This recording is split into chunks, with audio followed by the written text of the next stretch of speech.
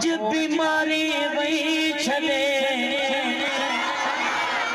अज बीमारी वही छड़े, महबूब जे दीदार में कुर्बान जा तैयारता कोने को घटे इकरार में है, कुर्बान जा तैयारता कोने को घटे इकरार में हो। अज बीमारी वही छड़े, अज बीमारी वही छड़े, महबूब जे दीदार में कुर्बान जा तैयारता कोने को घटे इकरार में है, कुर्बान जा तैयारता कोने को घटे इकरार में हो। अज बीमारी वही छड़े,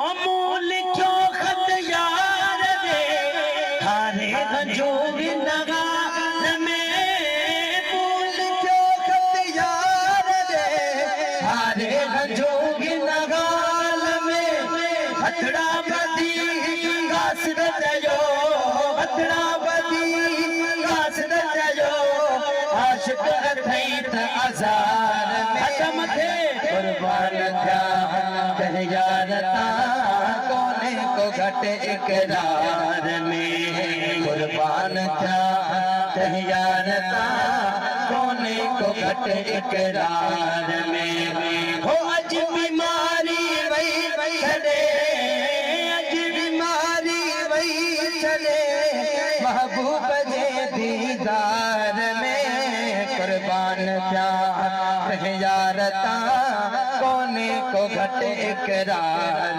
में हो। अज बीमारी वही छड़े। सुभान अल्लाह। अनवर सही दीदार तो थी वियो आ, ॿियो छा था तलबियो।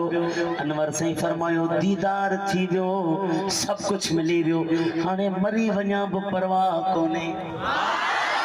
अगर जे मरी वञा ओ मोए का पो महबूब जे हे करे अचे मुझे मता, मोए का पो महबूब जे हे करे अचे मुझे मता,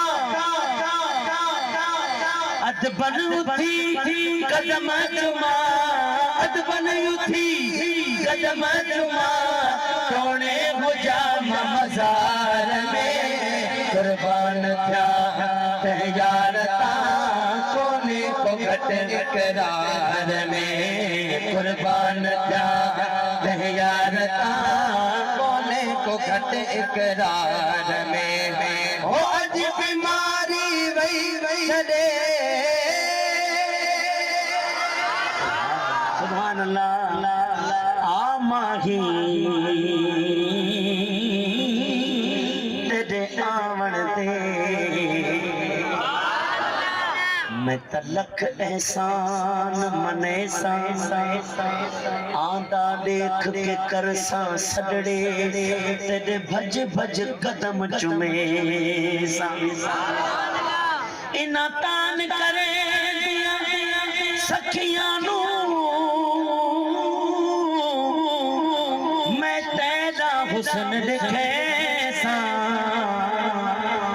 जे यार फरीद कबूल करे तमें सिर नजराने दे सा।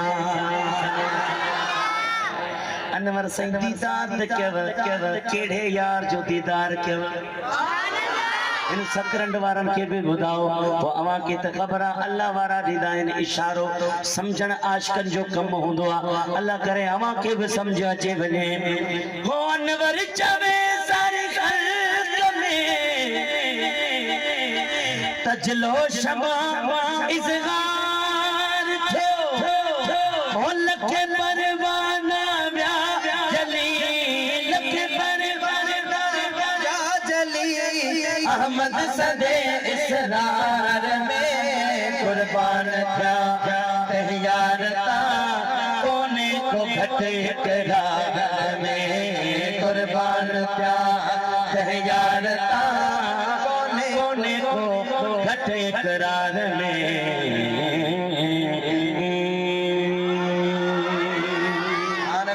माशाअल्लाह।